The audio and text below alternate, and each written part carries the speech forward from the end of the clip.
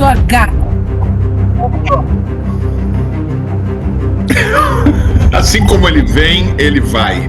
Você me assustou, tio Stravis. Ver pelo Calas. Dois escritores em busca de um tema. Bom dia, querido. Tudo bom? Como é que você tá? Tudo bem, e você? Então, nossa, eu tô bom. Mas também eu acho, ou seja, a versão, vamos dizer assim, de refletir a respeito dos porquês. Eu tô há menos de uma semana de ir pro Brasil, tem um monte de coisa para resolver antes de ir para lá. Chegando no Brasil, tem que resolver várias outras. Então, tem seus motivos. Depois eu vou dar vontade de desligar, né?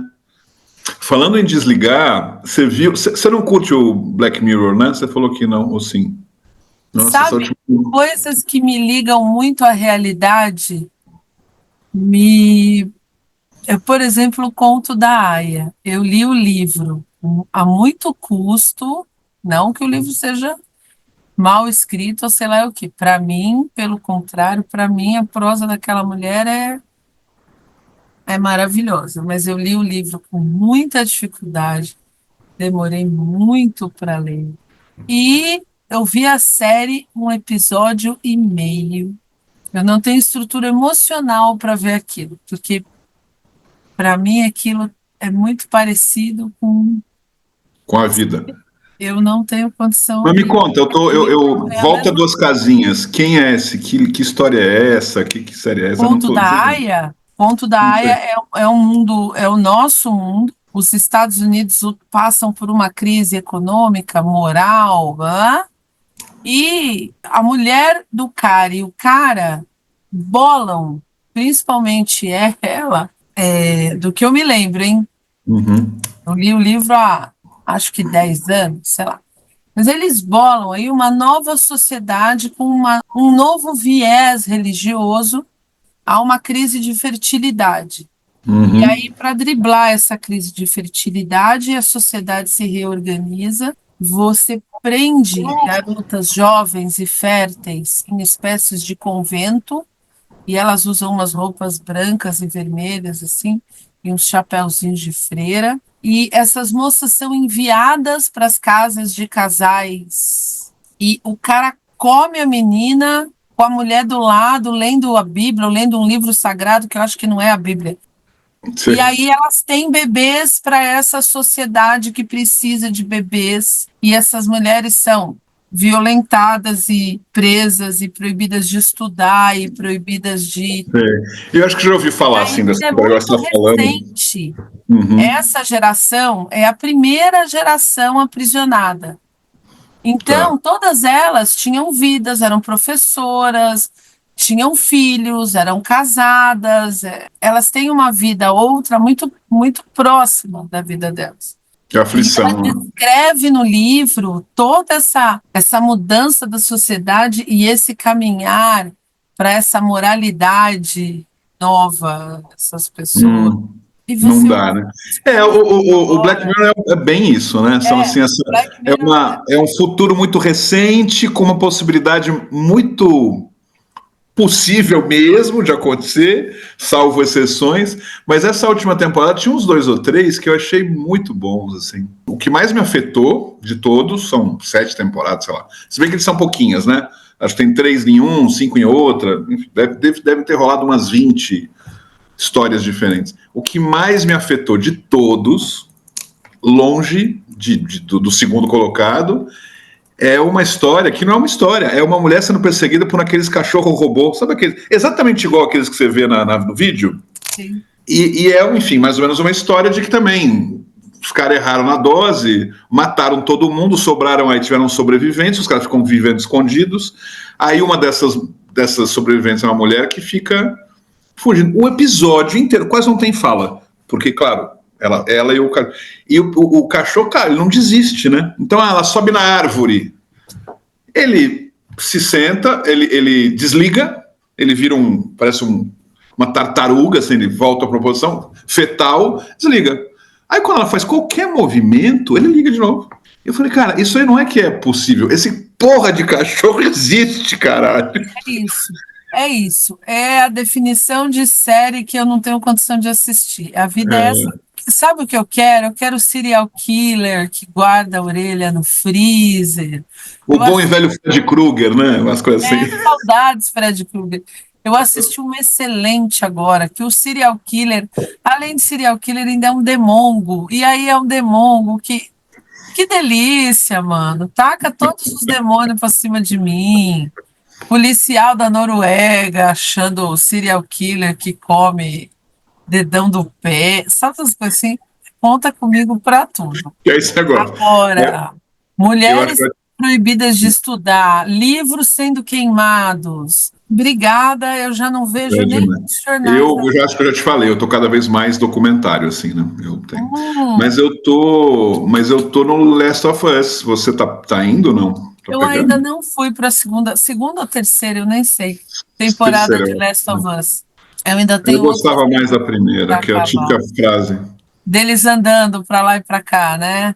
Porque agora, não vou fazer nenhum spoiler para você, nem para ninguém, mas agora vira o típico humanos contra humanos, né? É quase que o assunto aí, os casos dos fungos é um acessório, né? Estão lá seitas e guetos e grupos brigando entre si. Na primeira temporada eu achava muito bonito tudo aquilo, bacana, a relação, né, dos dois, muito legal. Enfim, minha filha é super viciada e também acha a mesma coisa. Também acha eu não vi o segundo, mas eu lembro que eu escrevi para alguém, acho que para Isa, não sei. The Last of Us, o primeiro, pelo menos é uma história de amor. Total. É uma história de amor, é lindo, é lindo. Para mim você falou isso, não sei se você também falou para mais alguém, mas você já me escreveu isso. Você já me falou isso. É belíssimo. Aquela relação que é construída, aquilo é de uma beleza, de uma...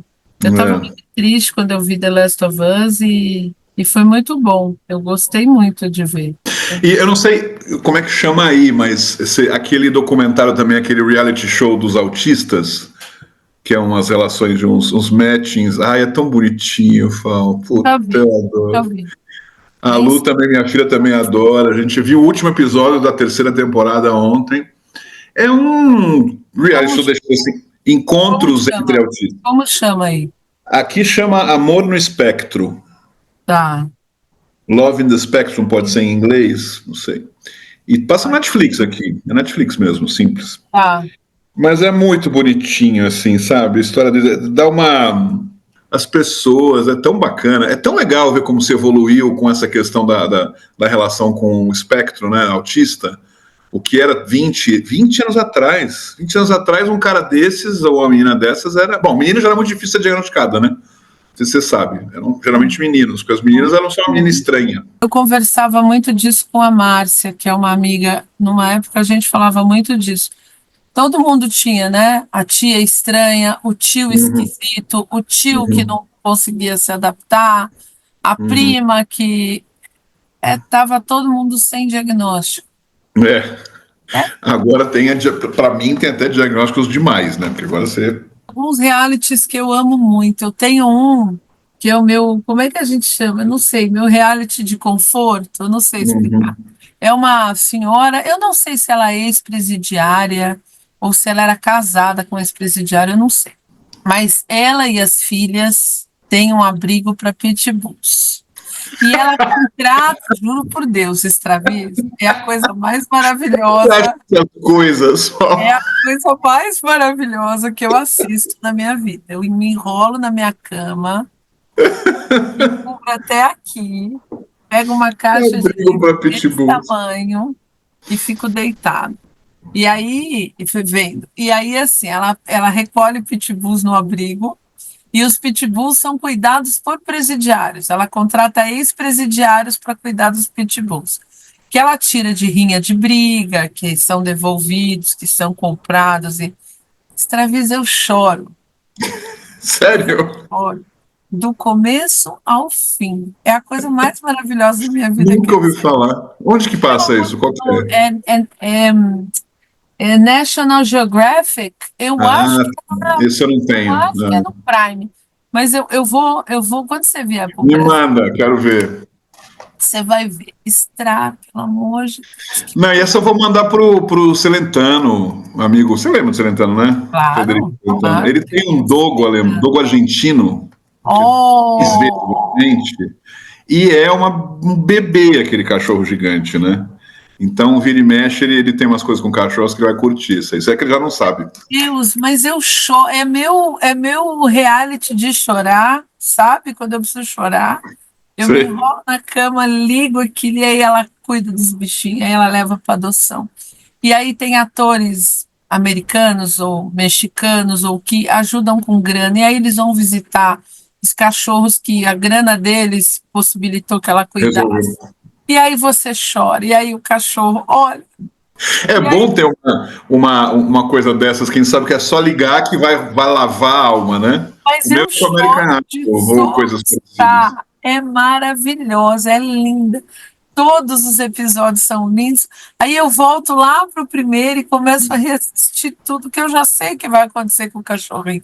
Mas o cachorrinho é devolvido, aí o cachorrinho é adotado, o cachorrinho veio da briga, aí ele vem machucado, aí as pessoas não cuidavam dele, aí ele tem trauma. Os cachorrinhos têm trauma, Stravins. Claro que tem trauma, né? Planta tem trauma. É muito.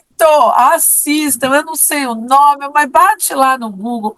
Presidiários, Pitbull. Velhinha Pitbull, assim, velhinha Pitbull presidiário, já vai achar. Que coisa perfeita. Tinha um que era um orfanato de rinocerontes. Nossa, mas eu ficava muito mal, porque os rinocerontes estão todos morrendo, a gente está matando todos. Aquilo me dava uma tristeza no coração, mas o Pitbull não. O Pitbull. Tem esperança. Não, o Pitbull é a coisa mais maravilhosa. Assistam esse reality. É o melhor reality que existe. É o reality dos Pitbulls e dos meninos que cumpriram uma etapa. É maravilhoso. É maravilhoso. Uma vez, Fal, nossa, teve uma vez que eu caguei de medo, quer dizer, não literalmente caguei de medo, mas eu tive muitíssimo medo. Eu tava fazendo meus rolês, assim, quando a gente vai assim, qualquer canto que existe, qualquer hotel ou casa que a gente aluga e tal, eu dou uns rolês pela região a pé, né? Ando uns quilômetros, normal, faço direto. E aí eu tava num desses que era próximo a um povoado, que tinha algumas casas, mas aqui é engraçado, tem um determinado horário que é tudo abandonado, né? Que era da siesta mesmo. Domingo às 3 da tarde, né? O mundo acabou, né? Você pode andar em qualquer lugar. E tava eu bem nesse horário, assim, dando um rolê e tal, uma subidinha leve no lugar, uma casa ou outra. Uma casa aqui, uma outra 200 metros para lá, uma meio que estrada de asfalto, assim. E eu olho um pitbull descendo, sozinho. Oh, tadinho. Que tadinho, Fal. Ele não tinha cara de tadinho. Ele estava descendo e olhando para mim enquanto descia. Bebezinho, procurando amigos, Stravins.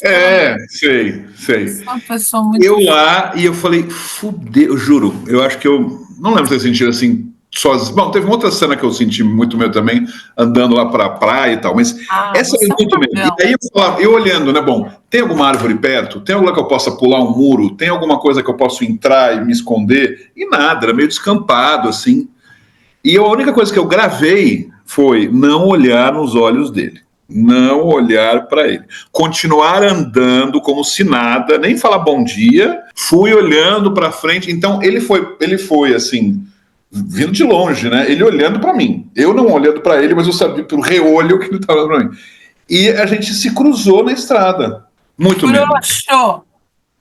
Vai que ele era muito monstro.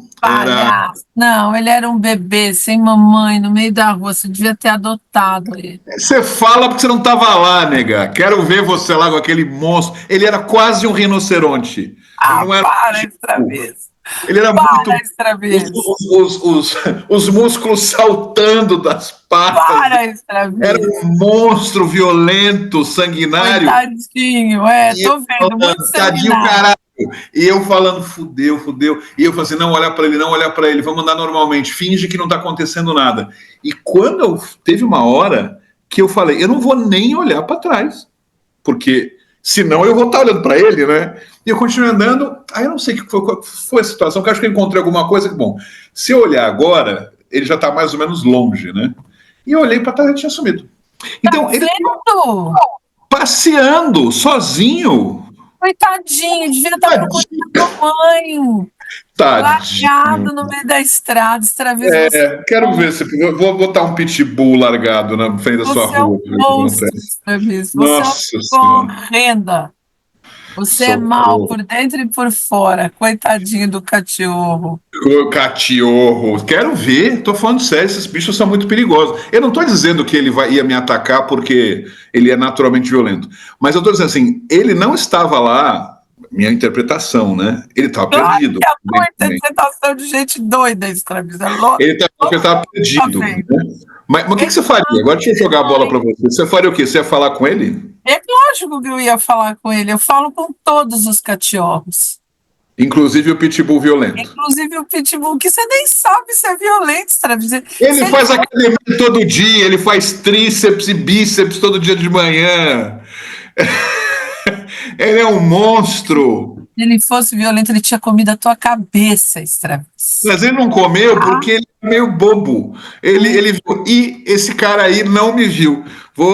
Ficou assim. Não, juro, agora tá falando sério, eu senti medo mesmo. Eu falei assim, eu não tinha outra coisa pra fazer, eu não sentar. Eu não tinha outra coisa pra fazer. Você puxaria papo com ele mesmo? Você ia lá falar, oi cachorro? Papo com ele. É outro. Hoje. Pare. Mas ele não é considerado os cachorros mais violentos do mundo? Sei lá, eu não acredito nisso. Cachorro é cachorro. Ah, entendi. Eu puxo o papo, dou beijinho. Se o cachorro não vem, o cachorro não vem. E se ele vem? Com a boca aberta? Com a boca aberta? Para. Se ele quisesse, ele tinha comido tua cabeça. Então, ele pode comer açúcar. Eu não vou falar um oi cachorro. Oi cachorro, não. Você vai para lá que eu vou para cima. Não, eu te entendo, eu entendo. Mas eu sou aquela doida que a pessoa está passando com o cachorro, eu abaixo, beijo o cachorro, abraço o cachorro e falo, como é seu nome? E aí a dona fala, Michael, e eu sem olhar para ela, oi, Michael, você... Ele é uma espécie de ventríloco, né? Você tem, Michael. Aí a dona fala, 4 anos, oh meu Deus, você é uma criança. E aí eu dou beijo, desejo um bom dia, vai passear, meu amor, e saio andando. Eu nem olho na cara da pessoa. Aquele ser mais alto que tá junto, né? Eu sou um caso perdido para a humanidade, Extravisa. Mas por que a gente chegou? Eu tô tentando lembrar porque a gente chegou nesse caso, no caso do... Eu estava contando do meu da série. Nossa, essa série é muito, muito interessante. E eu tô nessa, eu tô muito de documentário mesmo. Eu tenho cada vez menos... A Tere, coitada, ela fica chateada, porque ela adora as histórias, as ficções e tal. Fala pra Tere ver essa do Demongo Serial Killer. Nossa, vou pegar o nome. Manda, vamos ver que ela é Demongo, ele é serial killer, a detetive é perfeita, aquela mulher é um anjo e a série é excepcional, que é isso que a gente tem que assistir. Tem orelha no freezer do cara? Eu assisto. Não tem orelha no freezer do cara? Pera, deixa eu ver qual é a história, porque... Vamos seguir. Vamos ver se ele vai colocar a orelha no cara. Você gostou, você assistiu aquele You, pode ser? Com o cara vai matando assim a mulher, aí mata com... Não. Descobre que ele matou a mulher. Comecei. Netflix também, eu acho. Não... Netflix, Esse aí eu gostava. Eu único que gostava desse esquema de orelha na geladeira. Era esse, figura. Mas aí ele foi de Nova York, ele foi para Los Angeles para não sei o quê, agora depois eu estava em Londres, aí eu desencanei. Olha, ele era um serial killer itinerante? Gosto. Vou dar outra chance para essa série. Gosto de serial killer que circula. Gosto dessas coisas. Circula. Então, cada temporada ele tá com a mulher e o entorno, né? Como é que vai se criando a situação. E até Los Angeles eu achei legal. Quando ele foi para Londres, eu já deu preguiça. Mas acho que aí acaba. Mas me diga, querida, você tem um Mostra e Conte hoje? Porque eu não tenho. Eu tenho um ótimo. Meu Mostra e Conte não é um mostra, é só um conte. Mas é uma historinha. Então é assim. A semana, acho que passada, eu não sei quando isso vai para o ar, eu dei aula num congresso de uma entidade aí ligada à sexualidade humana. Eu fui lá dar aula. E aí, eu não revi, não tem muita gente das antigas, mas eu lembrei de muita gente das antigas, porque era a área do meu pai e eu trabalhei muitos anos com meu pai. Quando eu estava com 18 para 19, antes da Espanha, meu pai falou assim: vai fazer um curso de educação sexual, porque o coitado do meu pai achava do fundo do coração que o Pedrão e eu trabalharíamos com ele. Ele tinha essa certezinha no coraçãozinho dele. O Pedrão até fez um monte de coisa, o Pedrão fez psicologia, o Pedrão é sexólogo, enfim. Mas o coitado do meu pai achou que, né? E eu, então, imagina, a decepção das decepções. Mas eu fiz o curso de educadora sexual. E aí ele falou: não, agora você precisa pegar prática, porque a aula é prática. Então eu vou te botar dando eu dei aula para ele, para os amigos dele, tipo, eu dei 10, 15 aulas, ele obrigava meu pai. Você se lembra, meu pai era aquela pessoa democrática, obrigava os amigos a assistirem a minha aula. Então, no fim de um dia de curso, ele tinha um curso de pós-graduação em sexualidade humana. Num dia de curso, quando os alunos iam todos embora, me botava lá dentro, dando aula, e, enfim, aí eu estava toda. Os laboratórios davam, não sei como é que é agora, porque eu não dou aula há muitos anos, mas os laboratórios davam um kit assim, que vinha pílula anticoncepcional, camisinha lubrificada, não lubrificada, com textura, sem textura, DIU, tabelinha, vinha era maravilhoso, era um kit, era um showroom numa pastinha. E eu tinha minha pastinha, eu aprendi a falar. Eu dou aula com ficha, porque eu sou daquelas professora velha que usam ficha. Eu uso, e foi maravilhoso. O PowerPoint do lugar onde eu fui dar aula agora essa outra semana não funcionou, simplesmente. Mas você tinha ficha. Não havia comunicação entre o computador e o telão, mas a velha professora FAO, ficha na mão. Enfim, e aí apareceu uma escola, um colégio de freira. E meu pai falou: vou te mandar, é você que eu vou mandar. Você vai lá e dá aula. E eu fui, tá? E eu dei aula. E é maravilhoso, porque adolescente é a melhor coisa que inventaram. Então, eu dei aula, foi maravilhoso, foi engraçado. Uns meninos palhaço, né? Então, dei aula, demos risada, mostrei camisinha, mostrei pílula, mostrei DIU, mostrei não sei o quê, expliquei como funcionava tudo, como é o ciclo menstrual, que eles não têm a menor noção, como é que funciona, óvulo aqui, óvulo, não óvulo, espermatozoide, espermatozoide. E não é o grande finale, mas é do meio para o fim. Eu ensino a botar uma camisinha na banana. E depois de mostrar como põe a camisinha na banana, com detalhes, segura, sabe? Eu chamo geralmente o menino mais bagunceiro e mais umas 2 ou 3 crianças no palco para botar a camisinha na banana. Eles urram, eles se jogam no chão, eles dão risada. Tem sempre um Zé Mané que come uma das minhas bananas. É sensacional, é sensacional. Saí da minha primeira aula para adolescentes carregada em triunfo, praticamente. Amei. Nossa, eu não queria outra vida nunca mais, a não ser dar aula para aqueles bacurizinhos. Segui minha vida, continuei o ano dando aula, treinando a palestra, dando mais aula. No fim do ano, me liga a diretora do colégio, que era uma madre superior, ou não sei.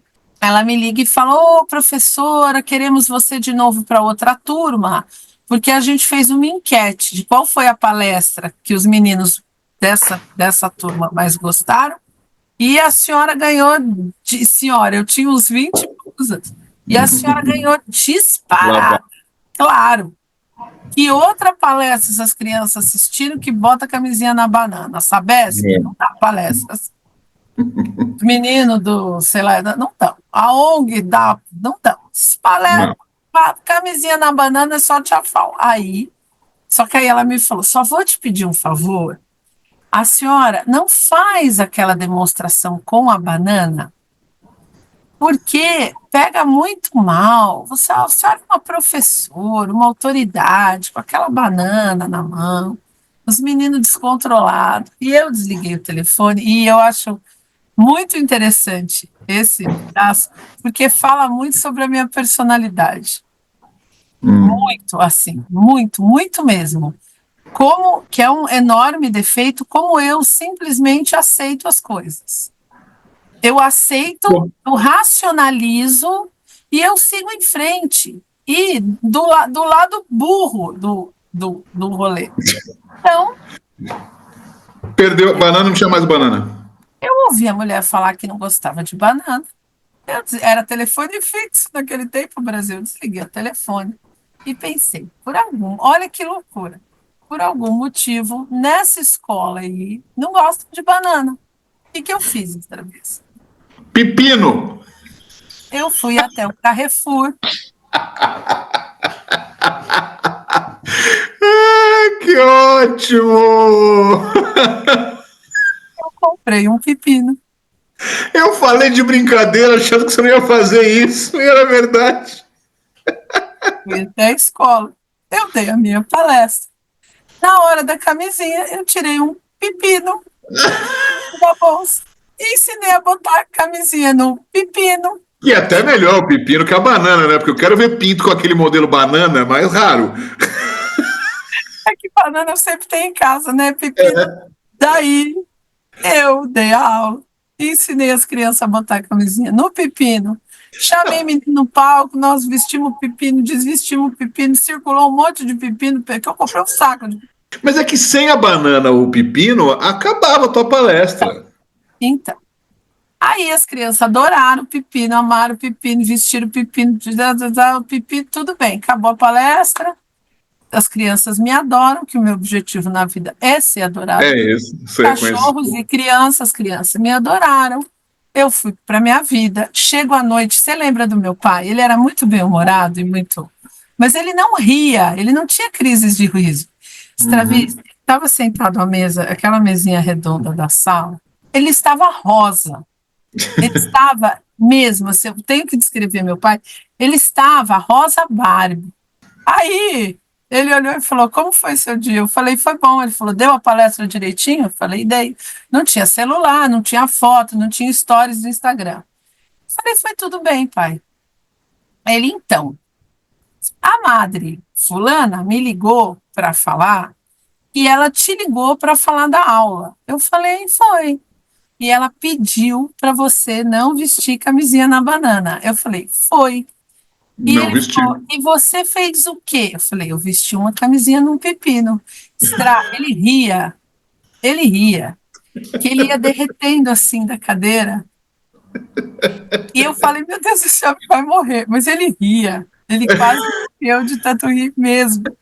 E aí ele falava: você. E ele ia começar a falar e tinha outra crise de riso. Muito bom, muito bom. E aí ele falou: então, a madre me ligou indignada para falar que ela pediu para você não vestir a camisinha na banana e você a desafiou vestindo a camisinha do pipi. E eu falei: não, pai, eles não gostam de banana. Eu fui no Carrefour comprar pepino. Cara, e aí, assim, aí ele falou para a madre: primeiro, se ela tivesse entendido, ela teria dito à senhora que não dá para ter a palestra para adolescente sem falar de camisinha, porque qual é o método onde a gente fala de pílula, a gente fala de Dilstra, de creme espermicida e de não sei mais o que.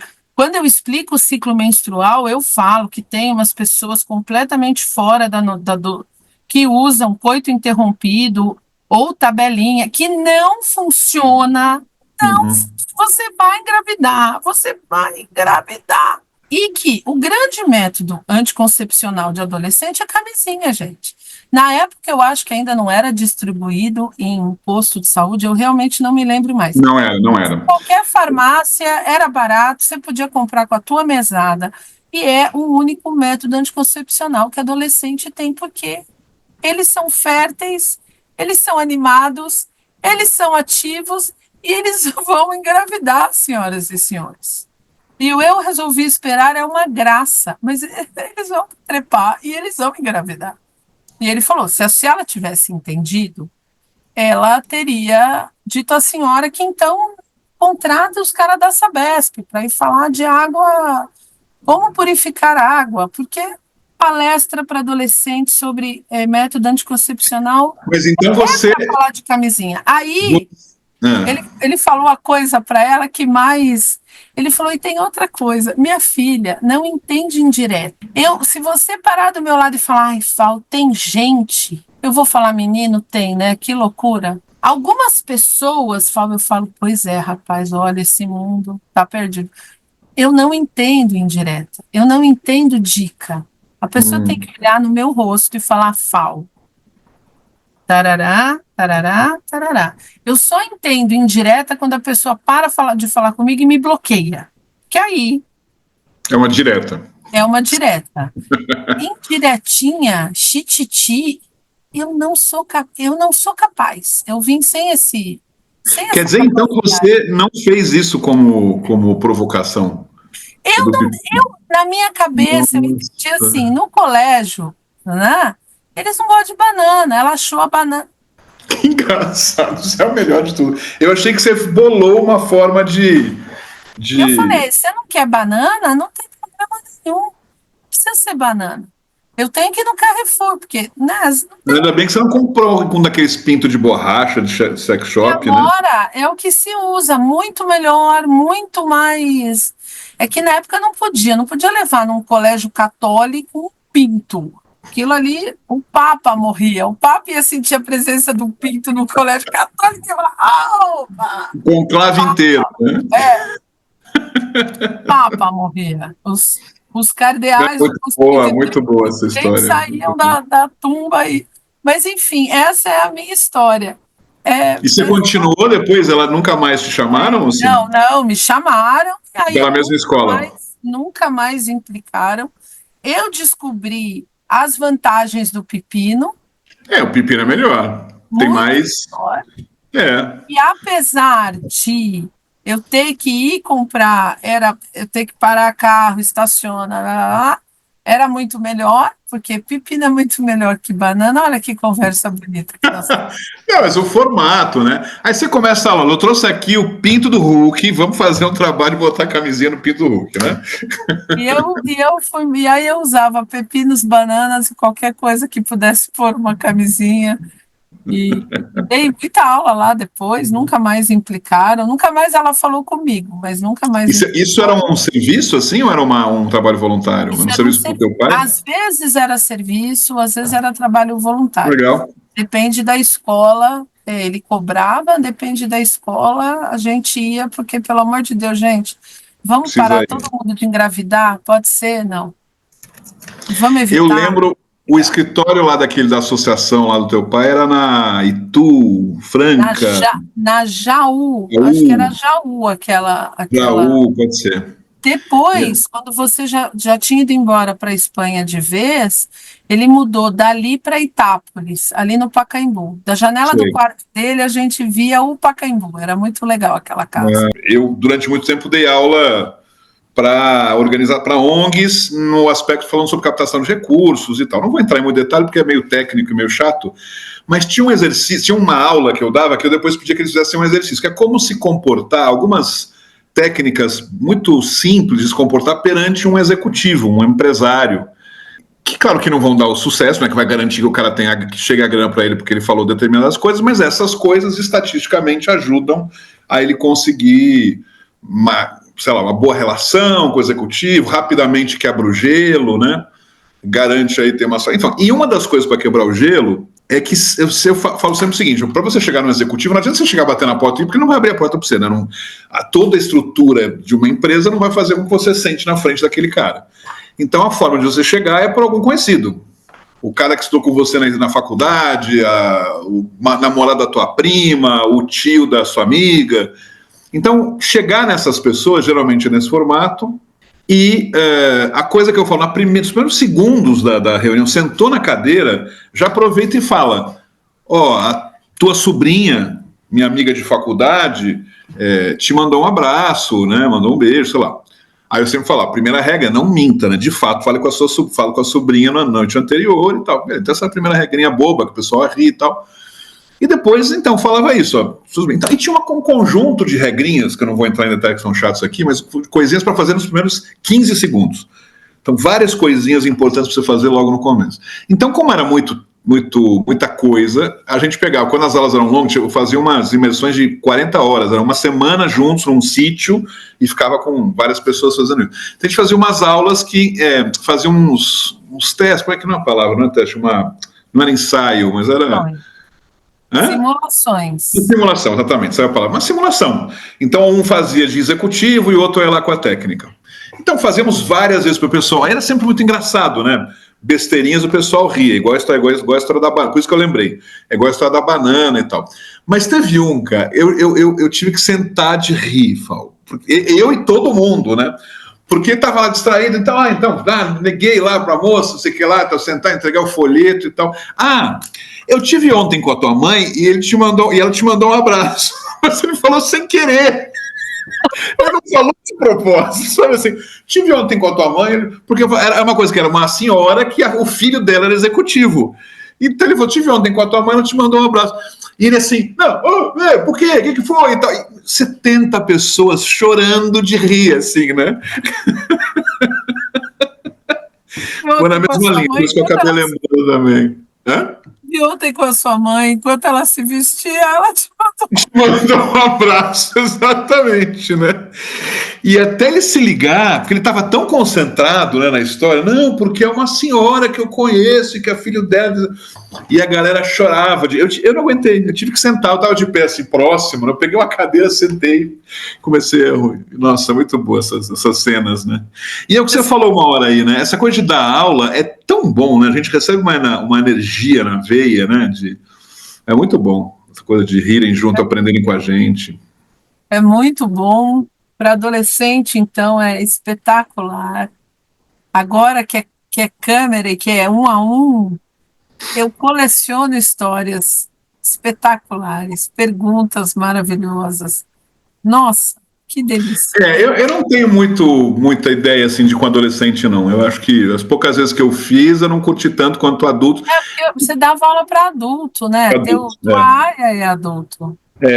Mas porque às vezes que eu dei aula assim, tipo alguma aula, um professor que dá aula e me chamava especificamente para alguma aula em faculdade ou pós-graduação, eu não gostava porque eu via que eles estavam lá por obrigação, eles não estavam lá porque queriam me assistir, eles estavam lá porque é uma obrigação de assistir aquela aula do outro cara que, somada a outras aulas, vão dar um diploma para eles, mas eles estão cagando. E as aulas que eu dava, né, não dou mais, mas enfim, que eu fiz anos, eram adultos que tinham pago para me assistir, então eles tinham interesse, eles estavam lá porque queriam muito aprender com aquilo, porque é outra dinâmica, e é verdade. Eu lembro que uma vez eu fui dar uma aula em pós-graduação, aí sim, foi um semestre inteiro, era em Jaú, não lembro onde era.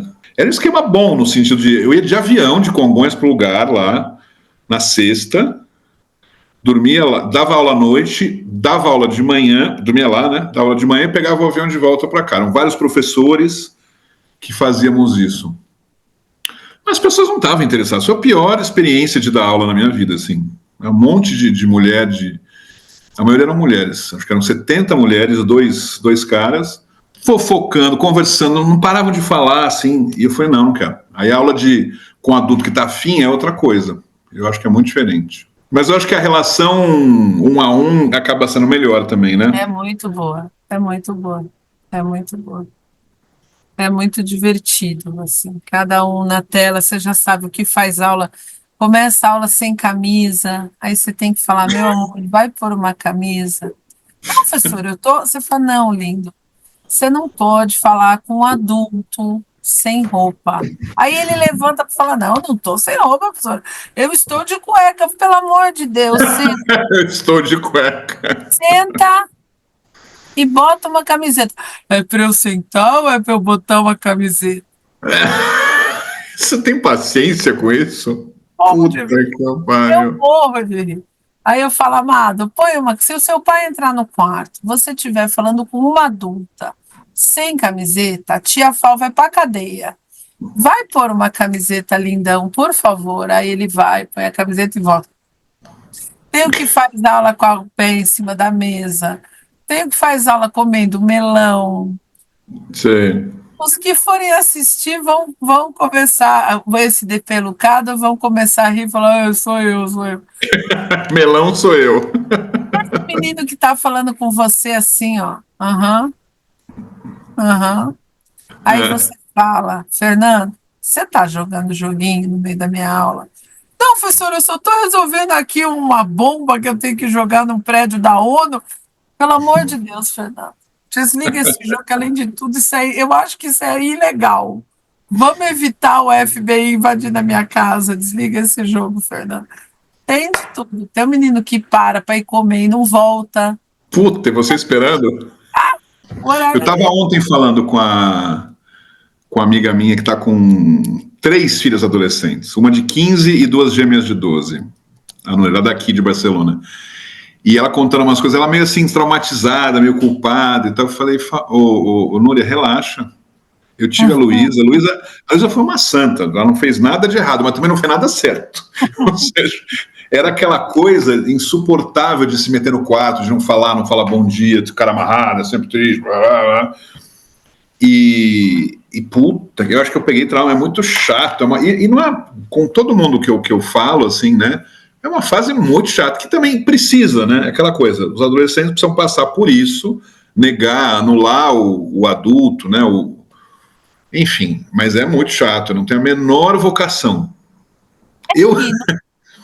É engraçado que eu gostei muito de criança, desde os meus 10 anos, né? Porque eu tive o primeiro sobrinho com 10 anos. O meu irmão tinha 21, 22, aí nasceu o Fernando.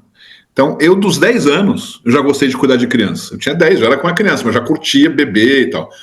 Aí fui em acampamento. Depois de ser ir em acampamento, depois fui como monitor, que eu te falei.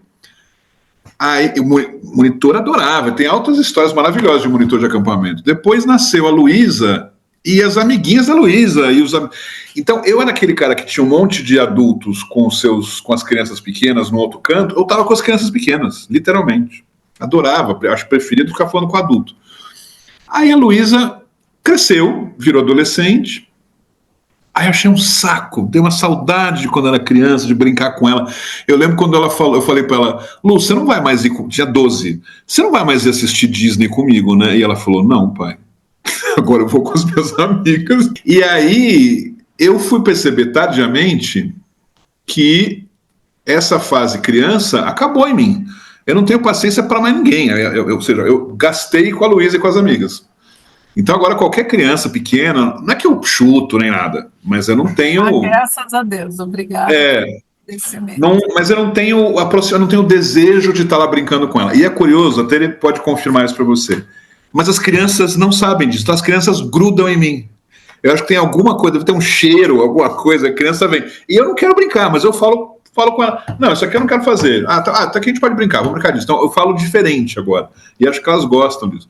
Na criança, beleza. Agora, adolescente, eu tenho traumas, não é um problema. Eu não tenho, eu não quero distância de adolescente. Eu não sei o que responder para essas pessoas, esses seres, nessa fase da vida, assim. Coisa muito louca. É porque eu peguei trauma com a Lu, né? Coisa meio grave. É da Lu. Total. Claro. Você acha que vai ser minha? Nunca a culpa é nossa, extravisice. Nunca, né? Não sei como é que você cogitou. No primeiro episódio de Depelucado, nós já estabelecemos que nós, temos sempre razão, B, quem não concorda com a gente está errado, e C, a culpa nunca é nossa. Eu acho que isso já está pacificado. Claro, Não. Claro, a Suzy colocar isso nas legendas, sabe quando vai passando embaixo, igual notícia? Eles têm sempre razão. Exatamente. É claro que o meu relacionamento é diferente, porque eu fico 1h, 1h30 com o cara. Eu sou brava, eu sou muito brava. Tenho 1h30 só para transmitir aula, então eu não posso também ficar falando da vida do namorado, do não sei mais o quê. E, claro, não é a mesma relação de um adolescente batendo a porta, de 10 professores te ligando e falando, olha, durante a aula o Felipe fica comendo melão. É diferente. Não, eu tenho total consciência. Eu gosto, mas eu fico 1 hora com cada um por semana, às vezes 2. E você se lembra como é que você era de adolescente? Você tinha essa com teus pais, principalmente? Você tinha essa coisa de se fechar no quarto, de não falar? Você lembra disso? Não era assim? Amigo, no Vitielos Disney não tinha esse papo de se tranca no quarto, e meu pai não transava esse lance de jeito nenhum. Eu tinha. Eu era muito de ficar no quarto, tadinha da minha mãe. Hoje em dia eu sinto uma pena, porque, claro, éramos eu e minha mãe, né? E eu chegava e ia pro quarto, mas eu não ia pro quarto emburrado. Emburrado eu não era. Você não Nunca era. fui. Você Emburrado não eu não era, cara fechada, nunca fui. Mas eu curti o quarto porque eu ficava escutando meus discos. Então eu ia lá e ia pros meus discos. E teve uma vez, só, tadinha, minha mãe chegou assim, e ela bateu na porta educadamente, né? Entrou, falei, entra, mãe, pode entrar, né? O que foi? Então, filha, ela falou, ela estava triste, mas ela falou assim, eu acho que você fica muito no quarto, eu me sinto muito sozinha lá na sala. Lembro agora, ficou. E ela falou, mas ela não estava me dando uma bronca, ela não estava me pedindo que ficasse, ela era uma constatação que ela estava transmitindo. Então eu me sinto muito sozinha e eu queria dizer, a gente podia ver um jeito de a gente poder ficar mais assim. E fechou a porta de novo e foi para a sala. E aí eu abri a porta, abracei aquele jeito, né, tudo adolescente. Ah, mas não fica assim, enchei ela de beijo e tal. E ela, para, filho, sai daqui, para. E aí a gente ficou, foi a vez, mas é engraçado porque eu não tinha sacado que eu ficava no quarto, foi aí que eu me liguei que eu ficava, né? Assim como teve uma outra vez, eu tenho umas coisas que é uma memória meio engraçada, obviamente seletiva, né? Mas que elas são simbólicas. Então aí foi o simbolismo para mim de que eu ficava muito no quarto, foi nessa cena da minha mãe. E teve uma outra cena que para mim é como o símbolo do adolescente e os hormônios que passam por ele, né? Que a gente foi cortar o cabelo lá na Francisco Morato, um monte de moleque, sabe, que era mais barato, vamos lá cortar aqueles cabelos tudo com máquina, não sei o quê. E aí, enquanto estavam cortando, se era Luiz Henrique, o Pedro, algum de nós lá, tinha uma notícia num jornal, que eu não lembro o que era, não lembro mesmo, hein? Mas nunca eu fiquei muito puto, era alguma coisa assim, muito do mundo, sabe assim, e no mundo se descobre que as pessoas são blá blá blá, qualquer merda. Sabe, hoje em dia você lê e passa para a próxima notícia. Mas lembro que eu fiquei assim, revoltado, assim, ei, o mundo, não sei o quê. E falei para meus amigos nem ligando, rindo, falando do Corinthians e São Paulo que ia jogar. Recortei, cheguei pro cara do barbeiro, posso recortar essa notícia e tal? Cheguei em casa, meu irmão de Piracicaba vinha passar o fim de semana, olha que eu li, olha que absurdo, ele, legal. Ninguém deu a menor bola para aquilo, e eu achava que a minha raiva, né, o meu posicionamento quanto àquilo era muito revolucionário, né, porque eu era uma pessoa então que eu não estava adormecida para aquela questão, sei lá que porra era, né, que eu não faço ideia. Mas também, para mim, simbolicamente, assim, como tinha efeitos assim, que era hormônio, né, sei lá que porra era, né, que fazia a gente ter altos e baixos e muita emoção, então. Eu fui, acho que um adolescente bastante normal, mas inclusive nisso, de me fechar no quarto, de ter umas brabezas assim. Você não deixavam, era isso? Mas o que acontecia se você fechasse o quarto? O Nelson abria as portas, escancarava. E aí? Falava, vem cantar tarantela com a gente. Era outro esquema. O esquema era outro lá em casa. Não, essas fases todas de adolescente não rolou. Com o Nelson esse lance não rolava. Mas você era um menino muito doce, muito bonzinho, devo dizer. Você era um amiguinho muito querido. Eu lembrei uma cena, gente, lá no sítio, lá na chácara, exatamente, não era sítio que vocês falam, na chácara, e a gente estava ouvindo de pé, num gravadorzinho daqueles da tijolão, uma fita com músicas do Milton Nascimento. E eu adorava, até hoje adoro, né? E eu lembro que a gente estava ouvindo Travessia. E eu e você, a gente ouvindo, a gente gostava muito, a gente cantava aquelas músicas lá, né, junto esperando o carro. E aí eu falei, acho que eu falei alguma coisa pro teu pai, essa música é tão bonita, né, Travessia. Aí ele olhou para mim, olhou para você, essa música é muito triste. Né, alguma coisa assim, né? E assim acabou com todo o meu romantismo. Eu falei, pô, que música muito profunda, né? Essa música é muito triste, gente. Põe alguma outra coisa aí mais alegre. E eu lembrei disso porque eu fui ouvir recentemente Travessia de novo. Fazia muitos anos que eu não ouvia. E aí você escuta aquela voz, pelo amor de Deus, né? É lindo. Que é isso? Ele era um craque. Isso, meu amor. Ele é um craque. Ele é. Só não tá mais frequentando muitos palcos, mas ele é um craque. É muito bom. É isso, meu amor. Olha só. Venha para o Brasil. Irei. Nos vemos em Terra Brasílias. Então se cuida. Se cuida, hein? Qualquer coisa, grita. Beijo, querida. Amor, se cuida. Tchau, tchau.